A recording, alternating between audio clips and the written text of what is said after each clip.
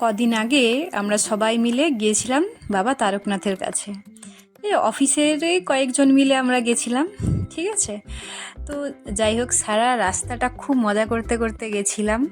রাস্তায় তো যাওয়ার মানে একটা আলাদাই এক্সাইটমেন্ট থাকে, ঠিক আছে। খুব দৌড়া দৌড়া ছুটা করে সবাই মিলে গেলাম, কিন্তু তারপরে যে পরিস্থিতি সেটা পরবর্তী ভিডিওতে তোমরা পুরোটাই দেখতে পাবে, ঠিক আছে। তো নমস্কার সবাইকে, আমি দীপশিখা। অনেক অনেক দিন বাদে নতুন আরেকটা ভিডিও নিয়ে এলাম, লং ভিডিও। মানে এটা একরকমভাবে বলতেই পারো যে একটা মেমোরি সেভ করে রাখার মতো। যাই হোক, অনেক দিন ধরে তো ভিডিও দিই না, সেজন্য ভাবলাম যে জীবনে হয়তো আর আমি যেতে পারবো না হেঁটে, কারণ খুবই খুবই কষ্টকর একটা রাস্তা। মানে হেঁটে যাওয়ার জন্য যারা রেগুলার হাঁটে না তাদের জন্য খুবই কষ্টকর একটা জার্নি এই রাস্তা। তারকনাথ মানে বা তারকেশ্বর হেঁটে জল ঢালতে যাওয়া বাবার মাথায়, এটা খুবই বড় একটা চ্যালেঞ্জিংয়ের ব্যাপার।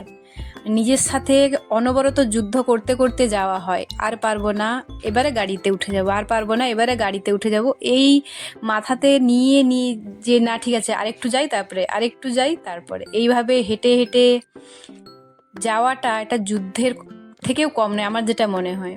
তো যাই হোক, সে তো অনেকটা পরের কথা, জল এখনও তোলাই হয়নি। এই রাস্তার মধ্যে যেতে যেতে আমরা ট্রেন থেকে নেমেই প্রথমেই কিছুটা মানে লাঞ্চ করে নিয়েছিলাম, দুপুরের দিকেই পৌঁছেছিলাম আমরা এই 12টা সাড়ে 12টা নাগাদ। তো তারপরে লাঞ্চ করলাম ওখানেই, নিরামিষ ভাত সবজি ডাল খেলাম। দেন ওখানে বাঁক নেওয়া হলো, যেহেতু আমরা সবাই খালি হাতেই গিয়েছিলাম, কেন কোনো রকম চিন্তাভাবনা ছিল না বাঁক নেওয়ার। সবাই এমনি ওই যে পাওয়া যায় ঘটির মতো প্লাস্টিক মাটির, ওগুলোতেই জল ঢালবে বলেছিল। কিন্তু ওখানে যাওয়ার পর একটা আলাদাই যেন লাগলো যে খালি হাতে যাব, ছেলেগুলো বলছিল অ্যাকচুয়ালি। তো সেই জন্যই বাঁকটা নেওয়া হলো। এবারে ওরা ছেলেগুলো বাঁকটা নিয়ে গেছিলো, আমরা যে মেয়ে 3জন ছিলাম, আমরা মেয়েগুলো ওই প্লাস্টিকের ঘটেই জল নিয়ে গেছিলাম। ফুল বেলপাতা সমস্ত কিছু ওখানে সমস্ত কিছু কিনতে পাওয়া যায়।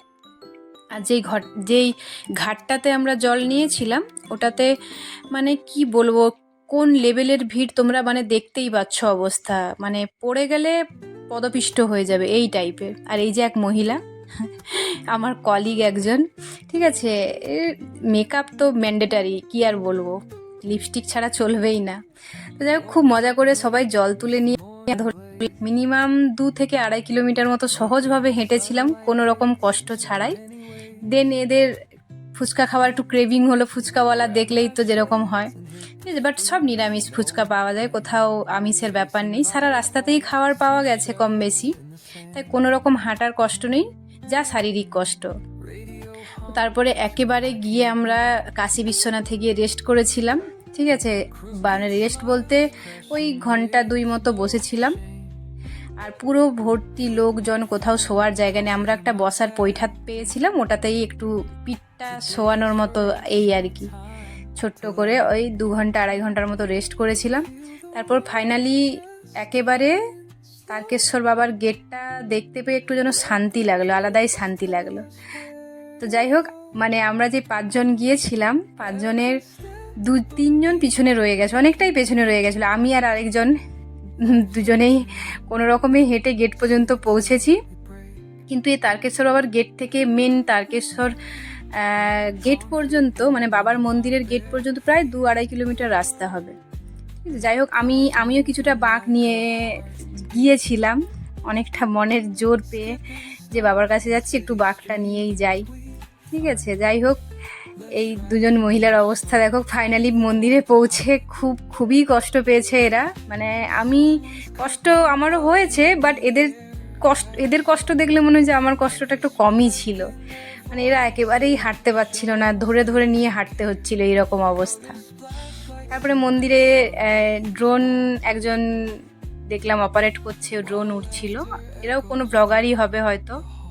তো যাই হোক, ফাইনালি বাবার মাথায় জল ঢেলে ফিরে আবার সন্ধ্যের মধ্যেই আমরা আবার ফিরে এসেছিলাম।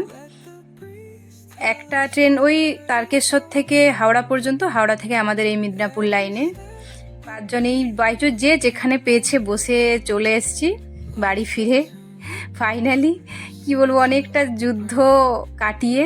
আর এই দেখো, যাওয়ার সময় এদের অবস্থা ছিল আর ফিরে আসার সময় কি বলবো, হাসাটা যদিও ঠিক না, মানে আমি কি বলবো আর, ওখানে দাঁড়িয়ে দাঁড়িয়েও আমার হাসি পাচ্ছিল এদেরকে দেখে। আর আমি এখন ভিডিওটা দেখো ভয়েস ওভার করছি, তখন আমার হাসি পেয়ে যাচ্ছে এদেরকে দেখে।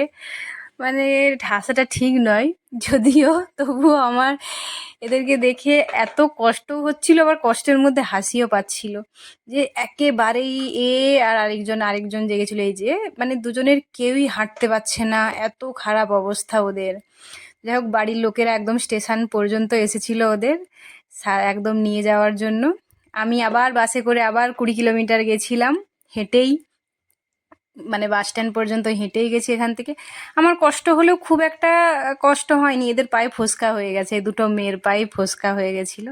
যাই হোক, সারা জীবন মনে থাকবে। জানি না ভবিষ্যতে আবার কখনো যেতে পারবো কি না। আর যাই হোক, বাবা যদি আবার ডাকে, যদি কপালে থাকে। তো যাই হোক, এখানে এন্ড করলাম ভিডিও।